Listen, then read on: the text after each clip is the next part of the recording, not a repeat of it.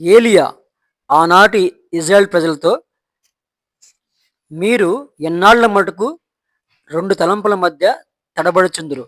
యెహోవా దేవుడైతే యెహోవాను పూజించండి, బయలు దేవుడైతే బయలుని పూజించండి అన్నప్పుడు వారిలో ఒక్కళ్ళు కూడా మరలా సమాధానం ఇవ్వలేదు. దానికి కారణం ఏంటంటే వాళ్ళు చేస్తున్న భక్తి రెండు తలంపుల మధ్య ఉంది, రెండు ఆలోచనల మధ్య ఉంది. పైకేమో మరి యెహోవా దేవుణ్ణి ఆరాధిస్తున్నారు, మనసులో మాత్రం బయలుని పూజిస్తా ఉన్నారని చెప్పేసి అర్థమవుతుంది. అదేవిధంగా ఈ రోజుల్లో నామకార్థ భక్తులు, నామకార్థ క్రైస్తవులు మరి అన్నీ చేస్తుంటారు. ఒక పక్క దేవుణ్ణి ఆరాధిస్తూ ఉంటారు, ఒక పక్క వేరొక దేవుణ్ణి కూడా ఆరాధిస్తూ ఉంటారు. కానీ దేవుడు సూటిగా స్పష్టంగా మాట్లాడుతూ ఉన్నాడు. ముందు మనం ఒకే ఒక సత్యమైన దేవుణ్ణి ఆరాధించాలి, పూజించాలి.